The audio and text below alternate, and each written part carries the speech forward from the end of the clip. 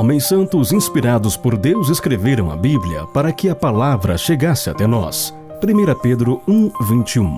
Assim, toda a Escritura é inspirada por Deus e útil para o ensino, repreensão, correção e instrução na justiça. 2 Timóteo 3,16.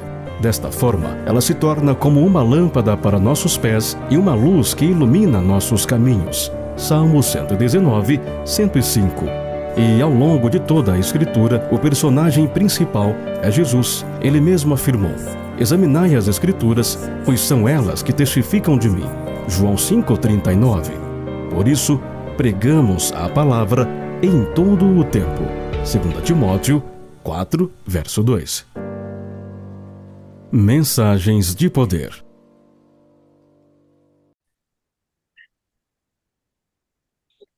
Boa noite.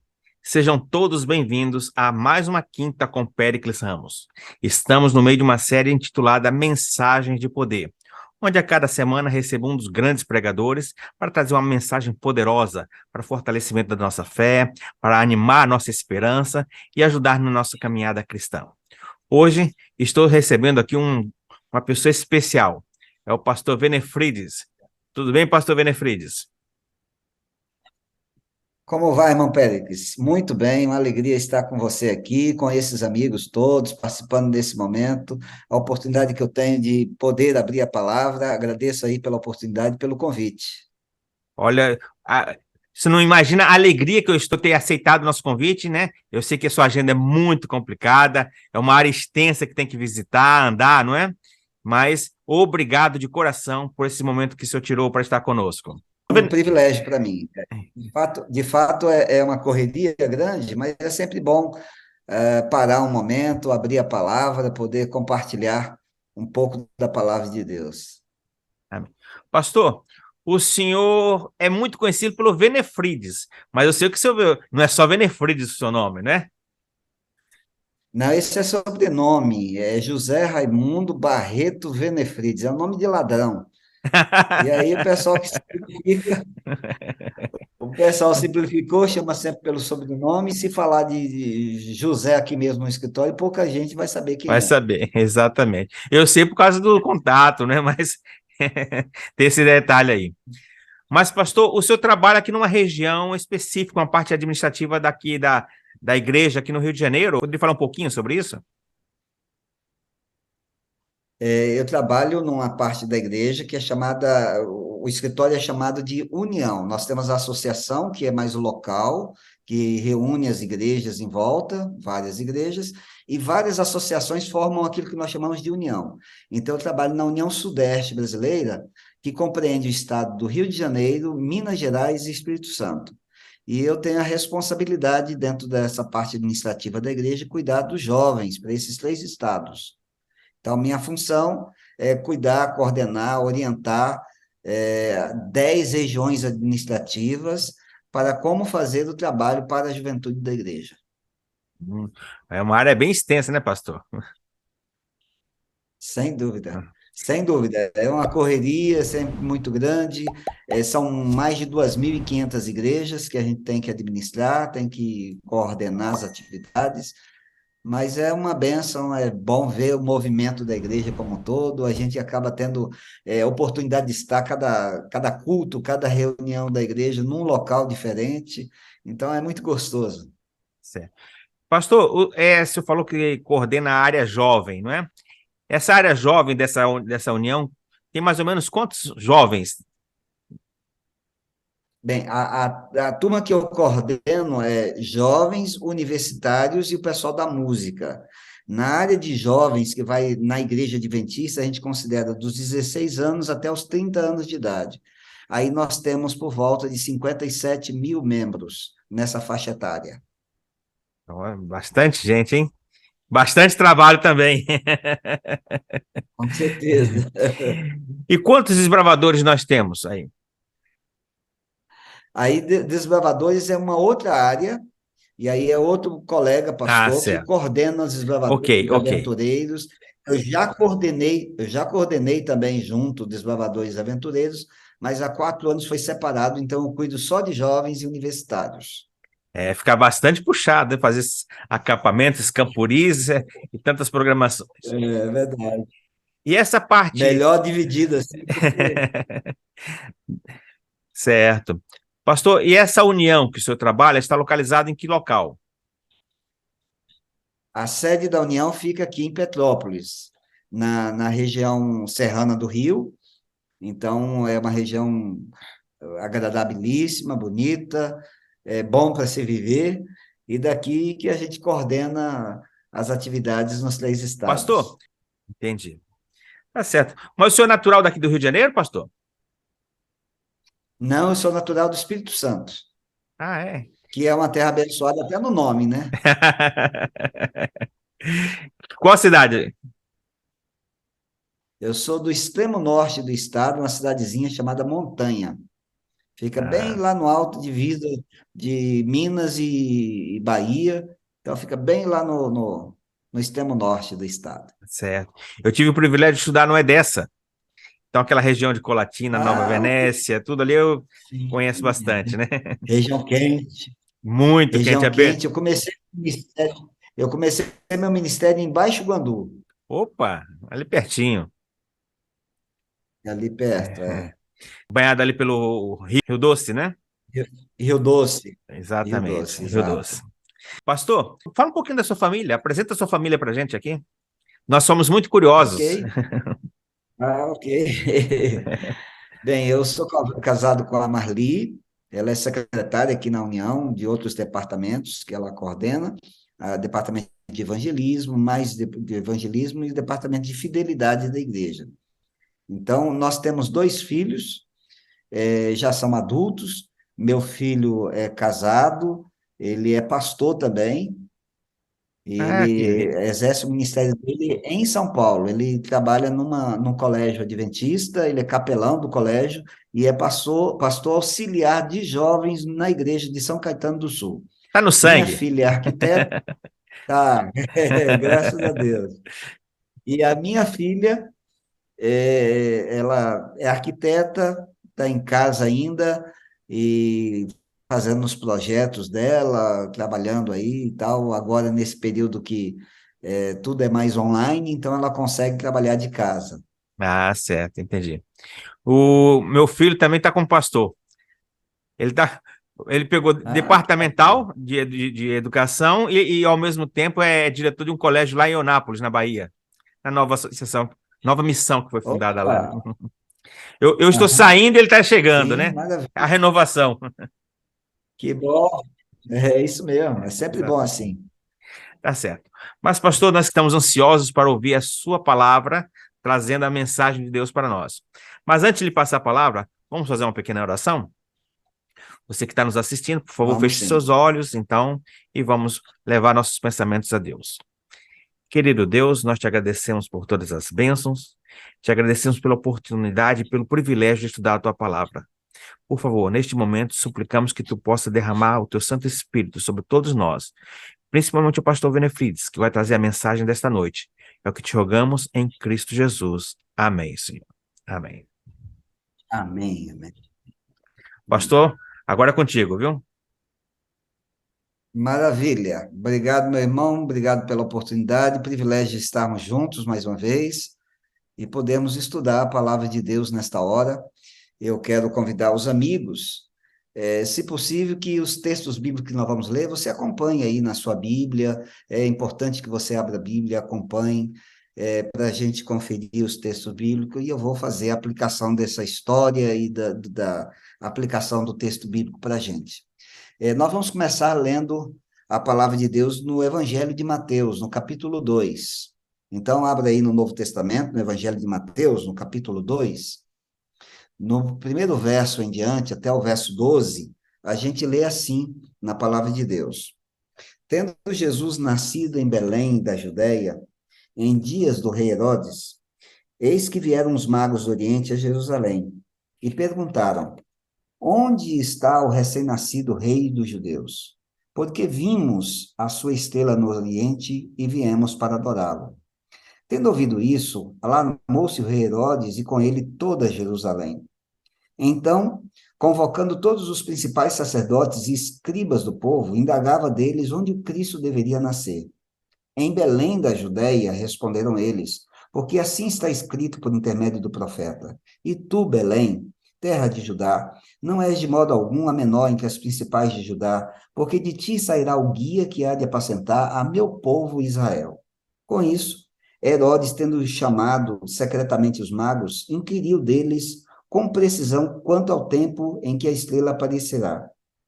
E, enviando-os a Belém, disse-lhes: Ide informar-vos cuidadosamente a respeito do menino, e quando o tiverdes encontrado, avisar-me, para que eu também possa ir adorá-lo.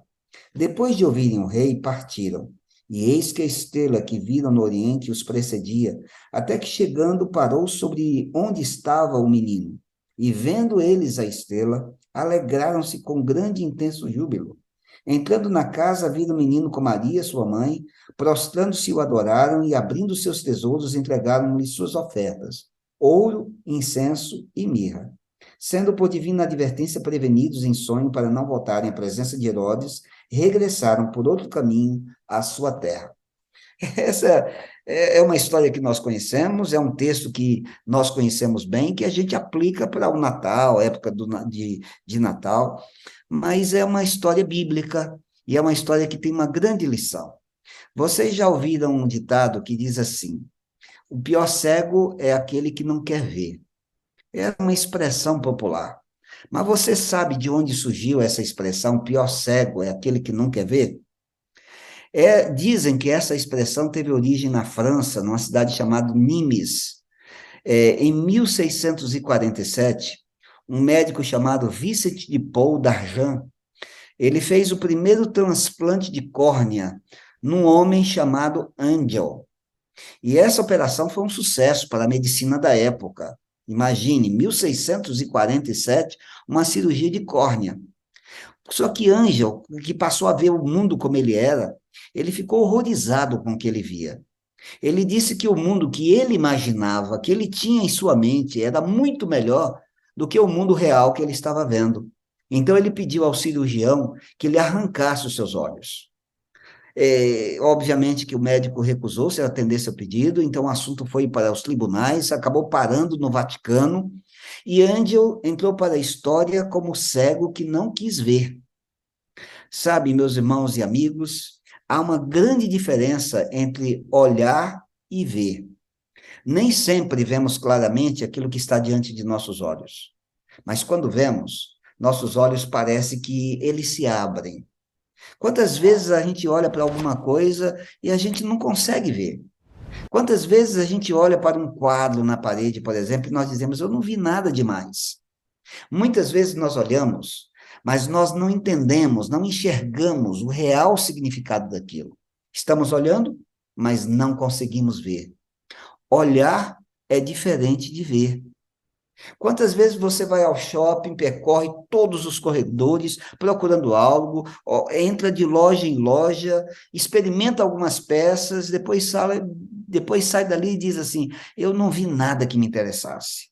Você olhou e nada chamou sua atenção, nada despertou sua atenção. Você olhou tudo e não viu nada que lhe agradasse. Sabe, olhar é algo inerente, faz parte de nossos sentidos. Olhamos apenas porque temos visão, mas ver vai muito além da visão, muito além do simples ato de olhar. Quando a gente olha e vê, isso muda tudo. Ver muda a nossa perspectiva. Ver muda a nossa maneira de enxergar a vida. Ver é uma experiência única, é uma experiência individual.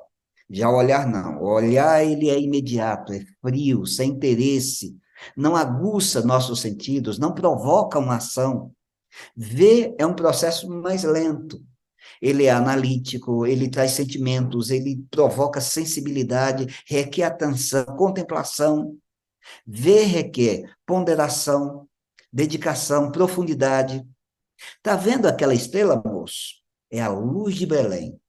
Quantos olharam para o céu naquela noite e não viram nada demais? Pois os magos olharam e viram o esplendor da glória de Deus. É como uma garota que entra na sala de aula. todos os olhares se voltam para ela. Há muitas outras garotas ali, mas quando ela entra, você a vê e a sala fica iluminada. Ela não anda, ela desfila. No final das aulas, você sabe quantos cachos de cabelo ela tem na cabeça. Você é capaz de se lembrar de cada traço de seu rosto. E quando você se deita à noite, já tomou uma decisão, ela vai ser minha. Porque você não apenas olhou, você a viu. E porque você a viu, sua vida mudou. Quando você olha uma situação sem ver, você segue adiante como se não fosse com você. Você não faz nenhuma conexão. Você apenas olhou, mas não viu, não contemplou, não se emocionou, não se deixou tocar. Quando você olha, você simplesmente passa os olhos. Mas quando você vê, você passa a enxergar. Quando você vê, você memoriza. Você vê e você jamais esquece. Você vê e você olha com profundidade. E ver sempre produz alguma reação. Foi esse o impacto que Jesus causou na vida de seus discípulos.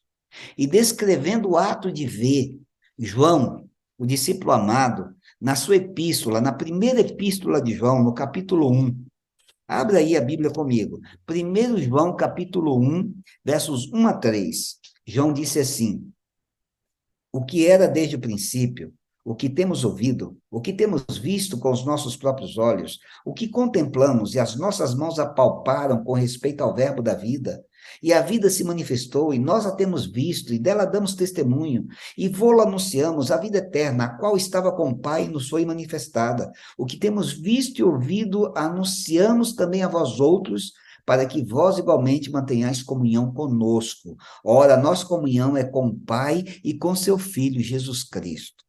João está dizendo aqui, queridos, que para conhecer Jesus e ter comunhão com ele, é preciso ver. Você precisa ver.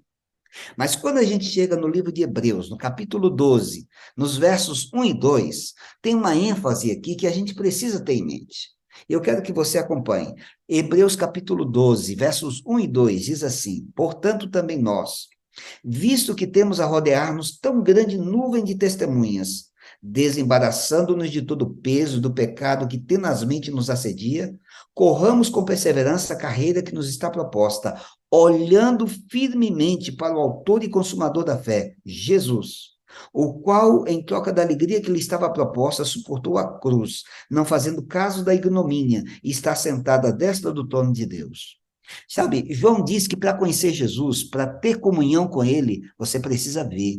Já que no livro de Hebreus diz que é algo mais você precisa. Você tem que olhar para Jesus e olhar com os olhos fixos nele. Tem que olhar firmemente para Jesus. Manter os olhos fixos em Jesus. O que significa manter os olhos fixos em Jesus? Sabe, queridos, no Novo Testamento, a palavra ver é uma palavra muito importante. No grego existem 11 palavras diferentes para ver, e além disso existem várias conjugações verbais diferentes. Em Hebreus, a palavra olhar para Jesus firmemente, que aparece aqui, significa ver fixamente. E a conjugação verbal que aparece aqui no original é no tempo aoristo, que era uma ênfase de você tem que olhar para Jesus e continuar olhando, e continuar olhando, e continuar olhando, e ver o que ninguém está vendo. É só para ele que a gente precisa olhar. Os pastores foram acordados no meio da noite por um coral de anjos. Eles viram o esplendor, eles ouviram o coral cantando glória a Deus nas alturas. No Evangelho de Lucas, no capítulo 2, no verso 15, eles disseram uns para os outros: vamos a Belém e vejamos o que aconteceu. Ver aqui significa ver como um espectador, é ver com curiosidade. Ver não era apenas olhar, era ver com o objetivo de responder, para exigir uma reação deles. No Evangelho de Lucas, ainda, no capítulo 2, no verso 25, fala de um bom homem chamado Simeão. A Bíblia diz que Simeão era um homem cheio do Espírito de Deus. E Deus havia lhe dito que ele só iria morrer depois de ver o Messias. Se você perguntasse a Simeão qual era o sonho de sua vida, ele diria sem pestanejar: eu quero ver o Messias antes de morrer. E ele foi para a porta do templo e ele olhava toda criança que entrava no colo dos pais. E quando ele viu Jesus no colo de José e Maria, a Bíblia diz que ele tomou a criança nos braços, ele louvou a Deus e ele disse: Agora podes despedir o teu servo em paz, porque meus olhos viram a tua salvação. Aqui, queridos, o sentido de ver é ver atentamente, é ver com admiração. Ele viu a Jesus e tudo mudou. Simeão viu a Jesus e isso era o bastante. Agora ele estava pronto para morrer.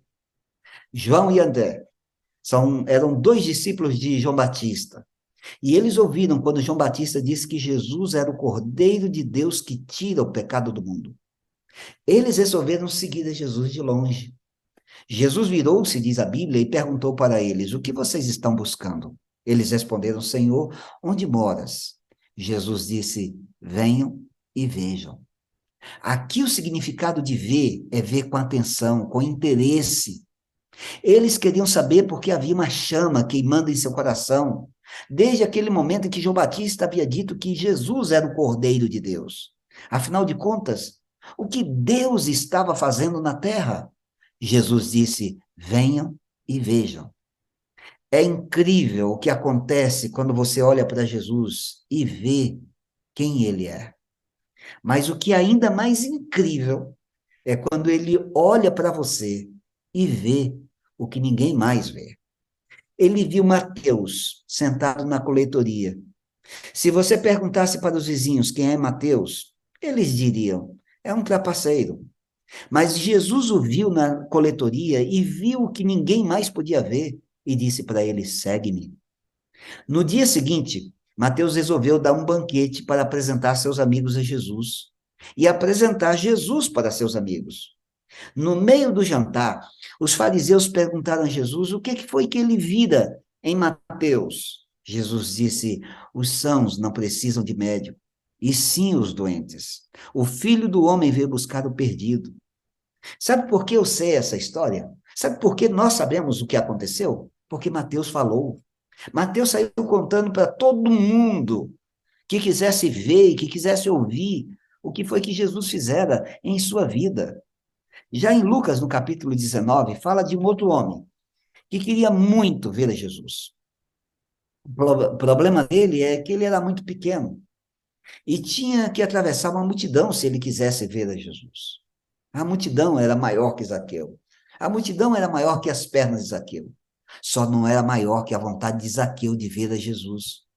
A Bíblia diz que ele subiu numa árvore para não perder nada da passagem de Jesus por Jericó. Ele segurou num galho de um lado, segurou no galho do outro lado, e ele piscou pela última vez. Jesus estava passando, ele olhou para cima e viu Zaqueu e disse: desce, porque vou ficar hoje em sua casa. E ele recebeu Jesus em sua vida e em sua casa, porque Zaqueu vivia faminto por ver a Jesus. E Jesus viu aquela alma faminta e ofereceu-se para hospedar-se em sua casa. Hoje houve salvação nesta casa, foi o que Jesus disse. Sabe, a gente não deve se contentar apenas em ver as estrelas.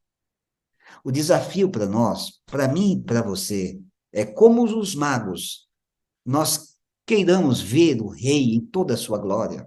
Os pastores não se contentaram em ouvir o coral dos anjos, eles foram ver de perto para prestar sua adoração.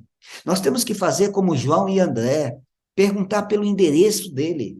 Faça como Mateus, convide Jesus para jantar em sua casa. Faça como Zaqueu, arrisque tudo, mas não deixe Jesus passar por sua vida sem vê-lo face a face. A pior coisa que pode acontecer com alguém é chegar ao estado de ouvir sem entender e ver sem enxergar. No Evangelho de Mateus, no capítulo 13, nos versos 13 até o verso 15, Jesus tem uma séria advertência. Advertência para aqueles que olham, mas não conseguem ver, ouvem, mas não conseguem entender. Mateus capítulo 13, no versos 13, 14 e 15, Jesus diz assim, diz assim: por isso lhes falo por parábolas, porque vendo não veem, ouvindo não ouvem, nem entendem. De sorte que nele se cumpre a profecia de Isaías.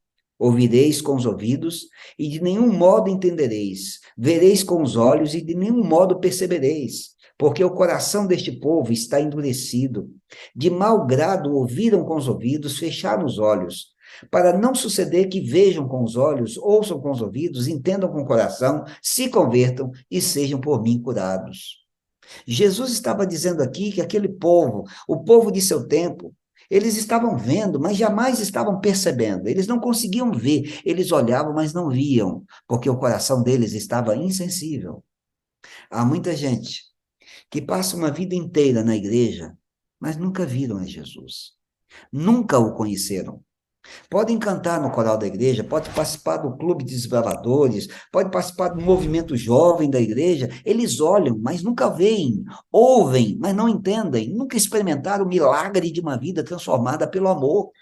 Nunca experimentaram o milagre de ver a Jesus face a face.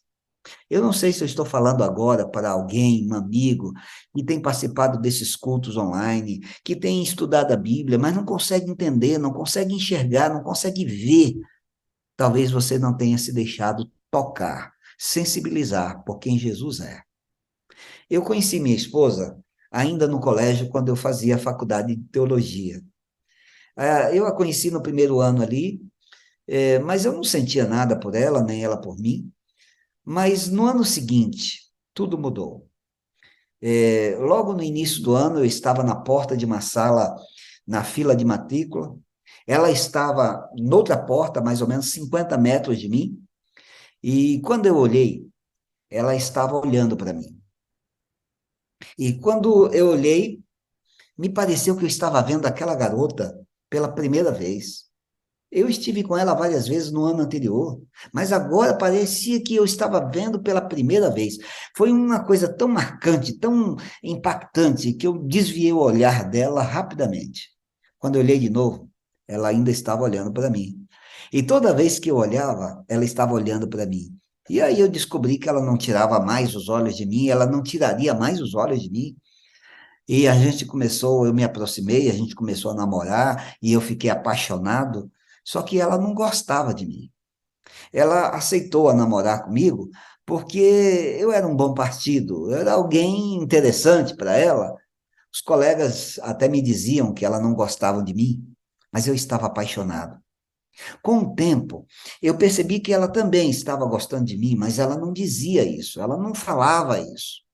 E o semestre estava terminando, e quase no finalzinho do semestre eu fui convidado para fazer uma semana de oração numa igreja que ficava próximo do colégio. Na sexta-feira à noite, eu convidei um grupo de amigos para me acompanharem naquela semana de oração. Alguns iriam cantar ali para mim, e ela foi junto conosco. Quando o culto terminou, nós voltamos para o colégio.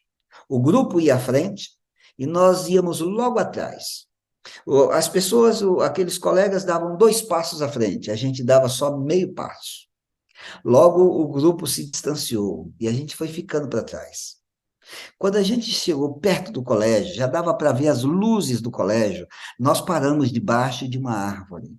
Aí eu me recostei no tronco da árvore e ela se aproximou de mim. Uma luz penetrou pela folhagem e bateu com força em seus olhos. Minha garota, ainda hoje, minha esposa, ela tem os olhos grandes e ela olhou para mim com aqueles olhos lindos e pela primeira vez ela disse que me amava. E eu nunca mais esqueci daquele olhar. Aquele olhar me conquistou e aquele olhar mudou minha vida para sempre. Tem um velho hino que diz assim, que o olhar de Jesus é um maravilhoso olhar. Seu maravilhoso olhar mudou meu ser. O que é que Deus tem que fazer para conquistar seu coração? Ele tem que pendurar uma estrela no céu para você poder ver? Ele já fez isso. Você gostaria que ele mandasse um coral de anjos cantar para você? Ele também fez isso. O que Jesus teria que fazer para chamar a sua atenção? Ele teria que morrer por você? Ele o fez. Você precisaria de maior demonstração de amor? Ele estendeu uma mão e deixou-se a ser pregado no madeiro, e estendeu a outra mão e se entregou para que você pudesse viver. Com uma mão, ele estendeu o seu amor.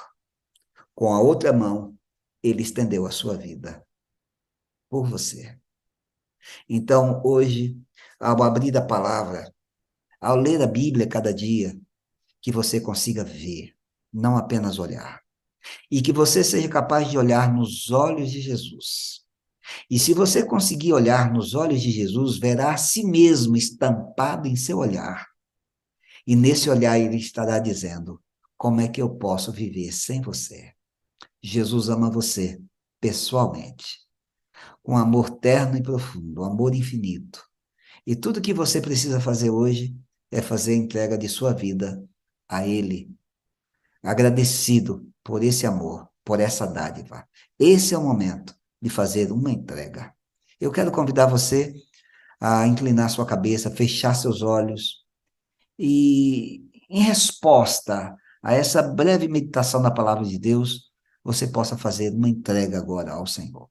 Vamos orar? Feche seus olhos. Querido e eterno Deus, eu te louvo porque és bom. A sua misericórdia dura para sempre. Pai, nós não merecemos nada que recebemos de tuas mãos, mas recebemos tanto, recebemos a vida, recebemos a oportunidade de te conhecer, recebemos tua palavra, recebemos tantos dons de tuas mãos. Nesta hora eu sei que tu pedes e tu queres uma resposta de nossa vida. Só seremos capazes de dizer sim ao teu chamado, ao teu convite de amor, se formos capazes de ouvir com atenção. Se entendermos qual é o teu chamado, só seremos capazes de ver se olharmos com interesse, com dedicação, com preocupação, com admiração por aquilo que tu és. Então, neste momento, aquelas pessoas queridas que estão acompanhando esse vídeo, ouvindo esta mensagem, onde quer que estejam, que elas possam fazer uma entrega de suas vidas em tuas mãos nesta hora. Que elas sejam capazes de dizer, por aquilo que nós ouvimos, aquilo que vimos, aquilo que apalpamos, transformou a nossa vida. Dá a tua bênção, Senhor, a cada um desses teus filhos, eu te peço, no nome santo de Jesus. Amém, amém e amém. Amém. Pastor, eu ainda estou aqui extasiado com essa mensagem, viu? Linda, linda Amém. mensagem, hein?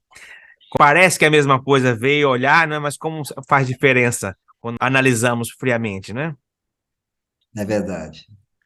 Olha, pastor, muito, mas muito obrigado por sua participação, por trazer essa mensagem tão bonita e inspiradora para nós nessa noite. E já fica aqui, ó, o convite para falar sobre Eutico. Tá? Eu gosto muito desse seu, eu gosto muito desse seu sermão, viu? Obrigado. Então tá certo, pastor. Que Deus te abençoe, abençoe sua família, abençoe seu ministério. Amém. Muito obrigado por sua companhia e espero que não demore a voltar, tá bom? Tá bem, irmão Félix. Obrigado pela oportunidade, pelo convite. Uma alegria participar com vocês aqui esse momento. Que a bênção de Deus esteja sobre você, sua família e todos esses amigos que estão nos acompanhando. Amém, amém. E a você que ficou conosco até agora, muito obrigado por sua companhia. Que Deus te abençoe, te conceda uma boa noite de descanso e voltamos na próxima semana em mais uma Quinta com Péricles Ramos. Um grande abraço a todos. Homens santos inspirados por Deus escreveram a Bíblia para que a palavra chegasse até nós. 1 Pedro 1:21.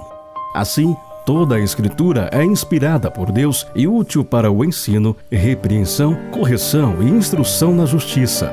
2 Timóteo 3,16. Desta forma, ela se torna como uma lâmpada para nossos pés e uma luz que ilumina nossos caminhos. Salmo 119, 105.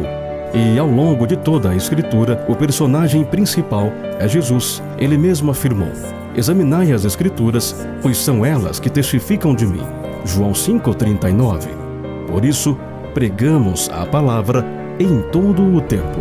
2 Timóteo 4, verso 2. Mensagens de poder.